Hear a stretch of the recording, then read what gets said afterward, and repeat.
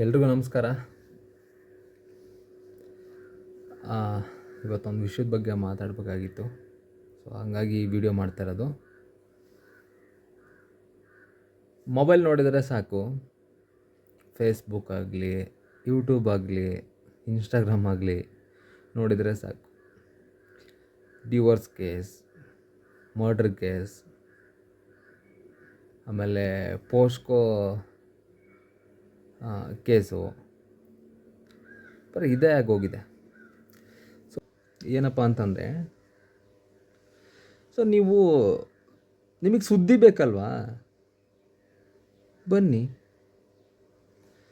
ರೈತರಿಗೆ ಲೋನ್ ಕೊಡಿಸ್ತೀನಿ ಅಂತ ಮೋಸ ಮಾಡಿ ಎಷ್ಟೋ ಜನ ದುಡ್ಡು ತಿಂದು ಹೋಗಿದ್ದಾರೆ. ಕೊಡ್ತೀನಿ, ಪ್ರಸಾರ ಮಾಡಿರಿ. ಸರ್ಕಾರಿ ಕೆಲಸ ಕೊಡಿಸ್ತೀನಿ ಅಂತ ಹೇಳ್ಬಿಟ್ಟು ಎಷ್ಟೋ ಜನ ದುಡ್ಡನ್ನು ಇಸ್ಕೊಂಡು ಸ್ಕ್ಯಾಮ್ ಮಾಡಿ ಹೋಗಿದ್ದಾರೆ. ಕೊಡ್ತೀನಿ, ಪ್ರಸಾರ ಮಾಡಿರಿ.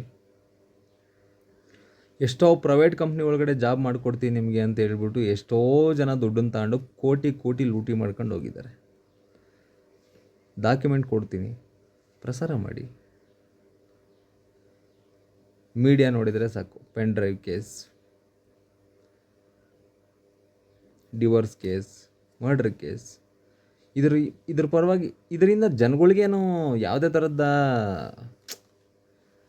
ಲಾಭ ಇಲ್ಲ. ಬಟ್ ನೀವು ಮಾಡ್ತಿದ್ದೀರಲ್ವಾ? ಸೊ ನಿಮ್ಮ ಮಾಧ್ಯಮ ಅಂದರೆ ಏನು? ಸೊ ನೀವು ಕೊಡ್ತಕ್ಕಂಥ ಸುದ್ದಿಯಿಂದ ಜನಗಳಿಗೆ ಏನಾದರೂ ಒಂದು ಅನುಕೂಲ ಆಗಬೇಕು.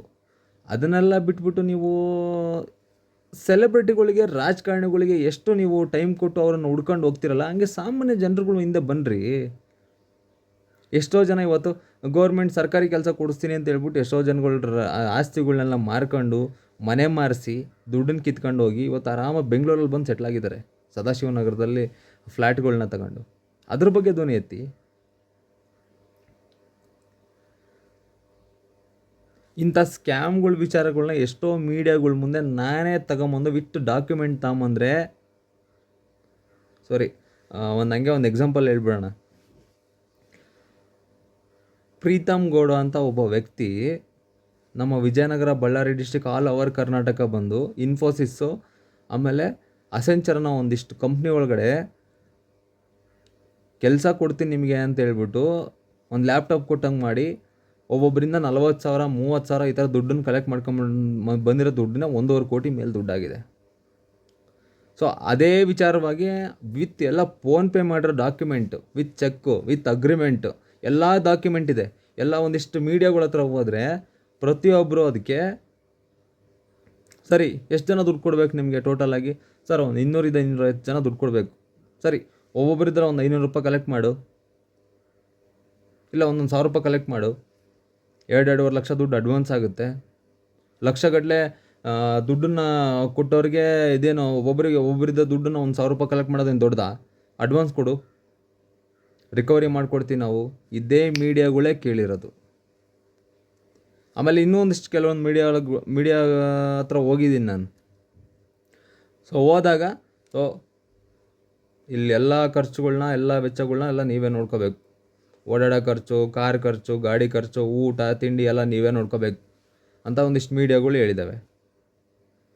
ಸರಿ, ನೀವು ನ್ಯಾಯದ ಪರವಾಗಿ ಇಷ್ಟೊಂದು ಹೋರಾಟ ಮಾಡೋರು, ಇಂಥ ಕಷ್ಟ, ಈ ಥರ ಅನ್ಯಾಯ ಆಗಿದೆ ಅಂತ ಬಂದಾಗ ನೀವು ನ್ಯಾಯದ ಪರವಾಗಿ ಯಾಕೆ ನಿಲ್ಲಲ್ಲ? ನೀವು ಯಾಕೆ ನ್ಯಾಯ ಕೊಡಿಸ್ಬಾರ್ದು? ಜನಗಳ್ದಕ್ಕೆ ನೀವೇನಕ್ಕೆ ದುಡ್ಡು ಎಕ್ಸ್ಪೆಕ್ಟ್ ಮಾಡೋದು? ಆಮೇಲೆ ಒಂದು ಸ್ವಲ್ಪ ದಿನಗಳಿಂದ ನನ್ನ ಸ್ನೇಹಿತಂದೊಂದು ಸಿನಿಮಾ ರಿಲೀಸ್ ಆಗ್ತಾಯಿತ್ತು. ಸೊ ಅವನು ಒಂದು ಇಂಜಿನಿಯರಿಂಗಾಗಿ ವರ್ಕ್ ಮಾಡ್ಕೊಂಡು, ಒಂದು ಸಾಫ್ಟ್ವೇರ್ ಕಂಪ್ನಿಯಲ್ಲಿ ವರ್ಕ್ ಮಾಡ್ಕೊಂಡು, ಅವ್ನು ಸ್ವಂತ ದುಡ್ಡು ಹಾಕ್ಕೊಂಡು, ಸ್ಯಾಲ್ರಿಲಿ ಬಂದಿರತಕ್ಕಂಥ ದುಡ್ಡು ಹಾಕ್ಕೊಂಡು, ಹೆಂಗೆ ಮಾಡ್ಕೊಂಡು ಒಂದು 30-40 ಲಕ್ಷ ಖರ್ಚು ಮಾಡಿ ಒಂದು ಸಿನಿಮಾ ಮಾಡಿದ್ದ. ಸರ್, ಅವನು ನಿಜವಾಗ್ಲೂ ನನಗೆ ಆಶ್ಚರ್ಯ ಆಗಿತ್ತು. ನಿಜವಾಗ್ಲೂ ಒಂದೊಂದು ಅಚೀವ್ಮೆಂಟ್ ಅಂತ. ಸರ್, ಅವನ ಬಗ್ಗೆ ನೀವೊಂದು ಸುದ್ದಿ ಮಾಡಿ ಸರ್ ಅಂತಂತ ನಾನೇ ಒಂದಿಷ್ಟು ಮೀಡಿಯಾಕ್ಕೆ ಹೋಗಿದ್ದೆ, ಕೇಳಿದ್ದೆ. ಸರ್, ಇವನು ನಿಜವಾಗ್ಲೂ ಒಂದು ಇಂಜಿನಿಯರಿಂಗಾಗಿ ವರ್ಕ್ ಮಾಡಿಕೊಂಡು ಒಂದು ಸಿನಿಮಾ ಮಾಡಿದ್ದಾನೆ, ಪ್ರೊಡ್ಯೂಸ್ ಮಾಡ್ಕೊಂಡು, ಅವನೇ ಸ್ಟೋರಿ ಬರ್ಕೊಂಡು ಇದನ್ನು ಮಾಡ್ಕೊಂಡು, ಅಂದರೆ ನೀವು ನಿಜವಾಗ್ಲೂ ಒಂದು ಸುದ್ದಿ ಮಾಡಿ ಸರ್ ಅಂತ ಕೇಳೋಕೋದೆ. 30,000 ದುಡ್ಡು ಕೇಳಿದರು. ಆಮೇಲೆ ಅವನೇ ಕೆಲವೊಂದು ಸಿನಿಮಾ ಇನ್ನೂ ಒಂದಿಷ್ಟು ಜನ ಒಂದಿಷ್ಟು ಪ್ರೆಸ್ ಮೀಟ್ಗಳಿಗೆ ಹೋಗಿದ್ರು. ಸೊ ಪ್ರೆಸ್ ಮೀಟ್ ಮಾಡಿದಾಗ ಎಲ್ಲ ಪತ್ರಿಕೆಗಳು ಬಂದಿರ್ತದೆ, ಎಲ್ಲ ಮೀಡಿಯಾಗಳು ಬಂದಿರ್ತದೆ, ಎಲ್ಲ ಮೀಡಿಯಾದಲ್ಲಿ ಪ್ರಸಾರನೇ ಆಗಲ್ಲ. ಆಮೇಲೆ ಒಂದಿಷ್ಟು MLA ಎಲೆಕ್ಷನ್ಗಳು ಬಂದಾಗ ಒಂದಿಷ್ಟು ಜನ ಪಕ್ಷೇತರ ಅಭ್ಯರ್ಥಿಯಾಗಿ ಏನೋ ಒಂದು ಒಳ್ಳೆ ಕೆಲಸ ಮಾಡಬೇಕು, ನನ್ನ ಗುರ್ತಿಡಿದ ಜನ ನನಗೆ ಓಟ್ ಹಾಕಿ ನನ್ನ ಅಧಿಕಾರಕ್ಕೆ ತರ್ತಾರೆ ಅಂತ ಎಷ್ಟೋ ಜನ ಪಕ್ಷೇತರ ಅಭ್ಯರ್ಥಿಗಳು ನಿಲ್ತಾರೆ, ಪ್ರೆಸ್ ಮೀಟ್ ಮಾಡ್ತಾರೆ, ಎಲ್ಲ ಪತ್ರಿಕೆಗಳು ಬಂದಿರುತ್ತೆ, ಎಲ್ಲ ಮೀಡಿಯಾಗಳು ಬಂದಿರುತ್ತೆ. ಬಟ್ ಯಾರ್ದು ಎಲ್ಲ ಪತ್ರಿಕೆಗಳಲ್ಲಿ ಎಲ್ಲ ಮೀಡಿಯಾಗಳಲ್ಲಿ ಸುದ್ದಿನೇ ಆಗಲ್ಲ ಅದು. ಇಂಥ ಸಾಕಷ್ಟು ಅನುಭವಗಳು ತುಂಬ ಇದೆ. ಎಲ್ಲರ ವಿರುದ್ಧ ಎಲ್ಲರ ಪರವಾಗಿನೂ ಧ್ವನಿ ಎತ್ತಿ ನೀವು. ನಿಮ್ಮ ಧ್ವನಿ ಯಾವಾಗಲೂ ಇದೇ ಥರನೇ ಸಾಮಾನ್ಯ ಜನರ ಪರವಾಗಿನೂ ಇರಬೇಕು. ಇಲ್ಲ ಮಾತಾಡಿದರೆ ದರ್ಶನ್ನು, ಮಾತಾಡಿದರೆ ಯಡಿಯೂರಪ್ಪ, ಮಾತಾಡಿದರೆ ಕುಮಾರಸ್ವಾಮಿ, ಮೀಡಿಯಾ ನೋಡಿದರೆ ಸಾಕು ರಾಜಕೀಯ ಬಿಟ್ಟರೆ ಸಿನಿಮಾ ನಟರ ಬಗ್ಗೆ ಬಿಟ್ಟರೆ ಇನ್ನು ನಿಮ್ಮ ಮೀಡಿಯಾದಲ್ಲಿ ಯಾವುದೇ ಥರ ಸುದ್ದಿನೇ ಆಗ್ತಾಯಿಲ್ಲ. ಸಾಮಾನ್ಯ ಜನರ ಪರವಾಗಿ ನಿಮ್ಮ ಧ್ವನಿನೇ ಇಲ್ಲ. ಬೈ ಚಾನ್ಸ್ ಅವರೇ ನಿಮ್ಮನ್ನು ಹುಡುಕೊಂಡು ನಿಮ್ಮ ಮೀಡಿಯಾಗಳು ಮುಂದೆ ಬಂದರೆ ನಿಮ್ಮಲ್ಲಿ ಡಿಮ್ಯಾಂಡ್ ಇರುತ್ತೆ ಬಿಟ್ಟರೆ ನ್ಯಾಯ ಕೊಡಿಸೋ ಕೆಲಸ ಅಂತ ಯಾವತ್ತೂ ಮಾಡ್ತಾಯಿಲ್ಲ ನೀವು. ನನ್ನ ಅನುಭವ ಆಗಿರ್ತಕ್ಕಂಥದ್ದು ನನಗಿದು. ಎಷ್ಟೋ ಮೀಡಿಯಾಗಳನ್ನ ಹುಡ್ಕೊಂಡು ನಾ ಈ ಥರ ಅಲ್ಲಿದ್ದೀನಿ. ಎಷ್ಟು ಸಮಸ್ಯೆಗಳಿದೆ ಗೊತ್ತಾ? 232 ಚೆಕ್ ನನ್ನ ಹತ್ರ ಇದೆ.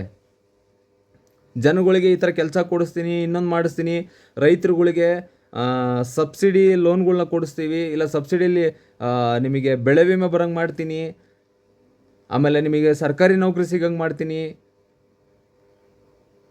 ಇಂಥ ಸಾಕಷ್ಟು ಸಮಸ್ಯೆಗಳನ್ನ ನಮ್ಮ ಮುಂದೆ ಇಟ್ಕೊಂಡು ನಾವು ಮೀಡಿಯಾಕ್ಕೆ ಮುಂದೆ ಕೊನೆಗಿದ್ದು ಏನೂ ಮಾಡೋಕ್ಕಾಗ್ದೇ ಸುದ್ದಿ ಮಾಡೋಕ್ಕೆ ಬಂದಾಗ ಯಾವ ಮೀಡಿಯಾಗಳೂ ನನ್ನ ಪರವಾಗಿ ಧ್ವನಿ ಎತ್ತಲಿಲ್ಲ. ಇದೇ ವಿಚಾರದಲ್ಲಿ ನಾನು ಚೆಕ್ಕಿಸ್ಕೊಂಡು ನಾನು ಚೆಕ್ಗಳನ್ನ ನಾನು ನೋಡಿರೋ ಪ್ರಕಾರ ಎಷ್ಟೋ ಜನ ಒಂದು 3-4 ಜನ ಸೂಸೈಡ್ ಮಾಡ್ಕೊಂಡು ಸತ್ತೋಗಿದ್ದಾರೆ. ಇಂಥದ್ದು ಇದೆಲ್ಲ ಸುದ್ದಿ ಅಲ್ವಾ? ಇದೆಲ್ಲ 4 ಜನಕ್ಕೆ ಗೊತ್ತಾಗೋದಲ್ವಾ? ಎಷ್ಟೋ ಜನಗಳು ಇದೇ ಥರ ಮೋಸ ಹೋಗಿ ದುಡ್ಡು ಕೊಟ್ಟು ಹೊಲ ಮನೆ ಮಾರ್ಕೊಂಡು ಒಂದಲ್ಲದೆ ಇನ್ನೊಂದರಲ್ಲಿ ಮೋಸ ಹೋಗ್ಕೊಂಡು ಹಿಂಗೆ ಸುದ್ದಿಯಾಗಿ ಇಂಥ ಸುದ್ದಿ ಮಾಡಬೇಕು ಅಂದರೆ ಯಾವ ಮೀಡಿಯಾಗಳು ಈ ರೇಂಜಿಗೆ ಸುದ್ದಿ ಮಾಡೋದಿಲ್ವಲ್ಲ? ಯಾಕೆ? ಏನು ಬೇಡ, ಇದೇ ದರ್ಶನ್ ಇವಾಗ ಸುದ್ದಿ ಆಗ್ತಿತ್ತಲ್ವಾ?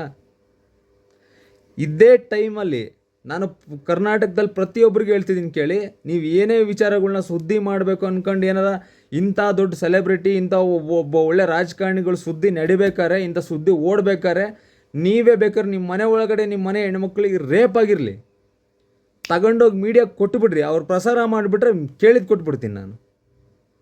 ಇವಾಗ ದರ್ಶನ್ ಸುದ್ದಿ ಓಡ್ತಾ ಇದೆಯಪ್ಪ, ನಾವಿವಾಗ ಈ ಸುದ್ದಿನ ಇವಾಗ ಸ್ಟೋರಿ ಮಾಡೋದು ಬೇಡ ಅಂತ ಹೇಳಿಲ್ಲ ಅಂದರೆ ನನ್ನ ಹೆಸರೇ ಕರಿಬೇಡಿ. ಈ ಅನುಭವ ನನಗೆ ತುಂಬ ಆಗಿದ್ದಾವೆ. ಅವ್ರಿಗೇನು ಆ ಟೈಮಲ್ಲಿ ಸುದ್ದಿ ಏನು ಓಡ್ತಿರುತ್ತಲ್ಲ ಅದು ಮಾತ್ರ ಇಂಪಾರ್ಟೆಂಟು. ಬಟ್ ಅಲ್ಲಿ ನಡೆದಿರ್ತಕ್ಕಂಥ ಕೃತ್ಯಗಳು ಯಾವುದೇ ಕಾರಣಕ್ಕೂ ಈ ಮಾಧ್ಯಮಗಳಿಗೆ ಕಣ್ಣಿಗೆ ಕಾಣಲ್ಲ. ಆ ಟೈಮಲ್ಲಿ ಇವಾಗ ನಾಳೆ ಎಲೆಕ್ಷನ್ ರಿಸಲ್ಟ್ ಅಂತಲೇ ಇಟ್ಕೊಳ್ರಿ, ನಾಳೆ ಎಲೆಕ್ಷನ್ ರಿಸಲ್ಟು, ನಾಳೆ ಬೆಳಗ್ಗೆ ಯಾರೋ ಒಬ್ಬ ಬಂದ ಅಮಾಯಕ, ಸರ್ ನನ್ನ ಮೇಲೆ ನಂಗೆ ಹಲ್ಲೆ ಆಗಿದೆ, ನಾನು ಏನೋ ತಪ್ಪು ಮಾಡಿಲ್ಲ, ನನಗೆ ಹಲ್ಲೆ ಮಾಡಿದ್ರು, ಇಲ್ಲ ನನ್ನ ಮನೆ ಹೆಣ್ಮಗಳನ್ನ ಬಂದು ಏನೋ ಯಾರೋ ಬಂದು ಹೊಡೆದೋಗ್ಬಿಟ್ರು ಅಂತ ಹೇಳ್ಬಿಟ್ಟು ಈ ಸುದ್ದಿನ ತಗೊಂಡೋಗಿ ಯಾವುದಾರ ಒಂದು ಮೀಡಿಯಾಕ್ಕೆ ವಿತ್ ವಿಡಿಯೋ ಸಮೇತ ಕೊಡಿ, ಸುದ್ದಿ ಮಾಡಲ್ಲ ಅವರು.